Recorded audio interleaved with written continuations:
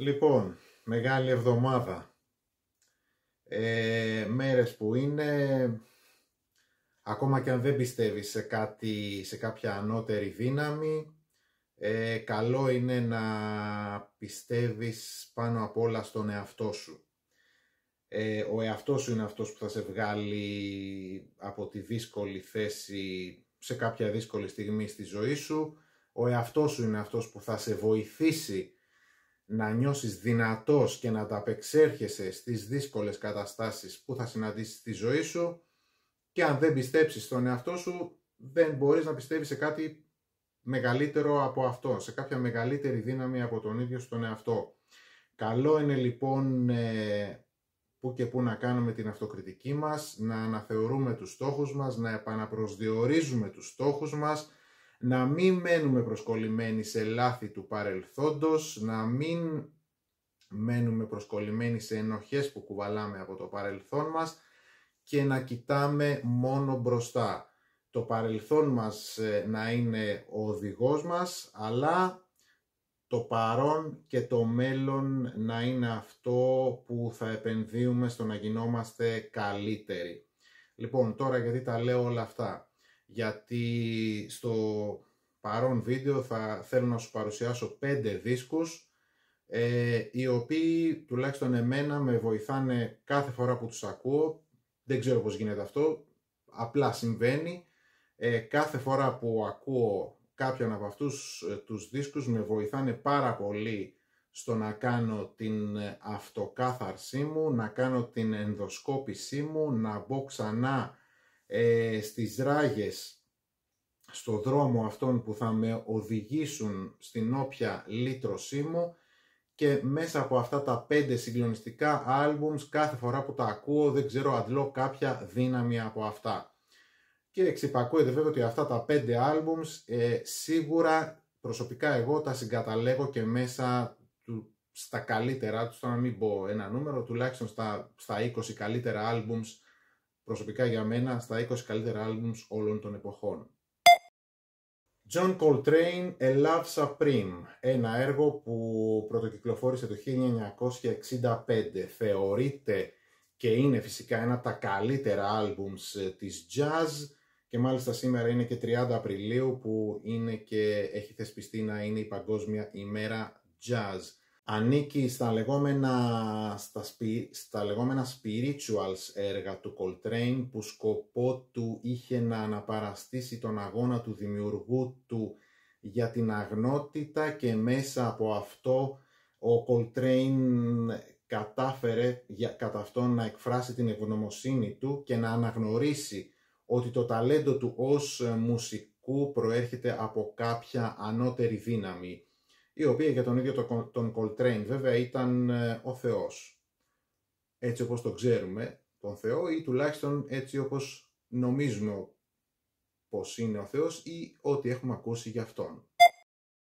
Jan Garbarek Writes του 1998, από τα πιο δυνατά άλμπουμς του Νορβηγού συνθέτη σαξοφωνίστα, διπλό μάλιστα άλμπουμ, και για μένα από όσα τουλάχιστον έργα έχω ακούσει του Garbarek, το θεωρώ ότι είναι το magnum opus του. Είναι ένα εγκεφαλικό έργο, είναι μυσταγωγικό, τελετουργικό, μαγικό, λυτρωτικό, ενδοσκοπικό. Στο Writes ο Garbarek για την επιλογή του υλικού του στοχάζεται και εστιάζεται σε κομβικά επεισόδια, γεγονότα και επιρροές της ίδιας του της ζωής, αλλά και των συνεργατών του. Έργο απίστευτης ομορφιάς, έργο σύγχρονης jazz, σύγχρονης τουλάχιστον για τα δεδομένα τότε που κυκλοφόρησε, του 1998 δηλαδή. Arvo Pärt, Litany, ένα έργο που γράφτηκε το 1900 που κυκλοφόρησε τουλάχιστον το 1996. Λοιπόν, το Litany, το Arvo Pärt είναι το πιο όμορφο, το πιο minimal, το πιο λυτρωτικό, το πιο καθαρτικό θρησκευτικό έργο που έχω ακούσει στη ζωή μου, και το έχω λατρέψει στην ολότητά του. Τώρα, ίσως για τους γνώστες του συγκεκριμένου είδους των θρησκευτικών έργων δηλαδή μπορεί να φανεί κάπως παράδοξο αυτό, γιατί ούτε τα κατά Ματθαίο πάθη, ούτε τα κατά Ιωάννη πάθη του Μπαχ, ούτε η Μίσα Σολέμνης του Μπετόβεν, ούτε και κάποια από τα ορατόρια που τουλάχιστον έχω ακούσει εγώ δεν έχει μιλήσει τόσο πολύ στην ψυχή μου, δεν έχει μιλήσει τόσο έντονα, τόσο ανακουφιστικά, τόσο εμφατικά και τόσο εκοφαντικά. Δύο είναι τα χοροδιακά κλασικά, ας το πούμε, έργα που έχουν μιλήσει στην ψυχή μου κατά αυτόν τον τρόπο. Το ένα είναι το Litany του Arvo Pärt και το άλλο είναι το Requiem του Mozart, του Wolfgang Amadeus Mozart, που Requiem ως γνωστόν σημαίνει λειτουργία για τον νεκρό ή όπως συνηθίζουμε να το λέμε εμείς οι χριστιανοί ορθόδοξοι, επικίδιος, η επιμνημόσυνη δέηση. Τώρα, δεν ξέρω πώς και γιατί λειτουργεί κατά έναν λυτρωτικό τρόπο όταν ακούω το Requiem του Mozart. Μάλλον λειτουργεί αντίθετα σε σχέση με το τι είναι ένα Requiem. Λειτουργεί δηλαδή κατά κάποιο τρόπο ως κουφάλα νεκροθάφτη, ποτέ δεν θα πεθάνουμε.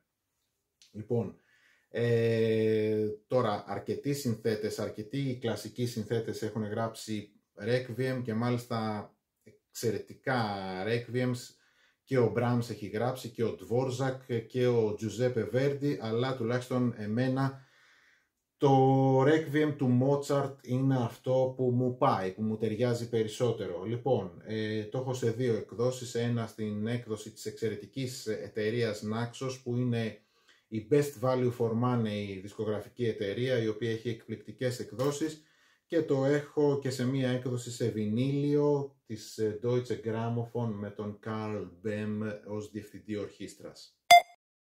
Uriah Heep, Look at Yourself. Βεβαίως. Look at Yourself, ένα που είναι όχι απλά το καλύτερο άλμπουμ των Uriah Heep, είναι και ένα από τα καλύτερα rock, hard rock, progressive rock, όπως θες πες το, άλμπουμς όλων των εποχών. Για μένα τουλάχιστον. Σε βλέπω να τρέχεις. Δεν μπορώ να καταλάβω από τι προσπαθείς να ξεφύγεις. Κανείς δεν έρχεται. Τι έκανες που ήταν τόσο λάθος? Κοίταξε πίσω, γύρισε πίσω. Ρίξε μια ματιά στον εαυτό σου. Μη φοβάσαι, απλά κοίταξε τον εαυτό σου στον καθρέφτη. Εάν χρειάζεσαι βοήθεια ή αγάπη, δεν έχει νόημα να κρύβεσαι. Πες μου μόνο τι φοβάσαι. Είμαι φίλος σου. Απλά κοίταξε τον εαυτό σου στον καθρέφτη. Απλά κοιτάξου στον καθρέφτη. Λοιπόν, αυτό το άλμπουμ πραγματικά λειτουργεί απίστευτα λυτρωτικά μέσα μου κάθε φορά που το ακούω, με τις απίστευτες κομματάρες Look at Yourself, I Wanna Be Free, July Morning, βέβαια ένα από τα καλύτερα κομμάτια των Uriah Heep, Tears in My Eyes, Shadows of Grief, What Should Be Done, Love Machine, ένα και ένα. Όλα τα τραγούδια αυτού του άλμπουμ είναι ένα και ένα.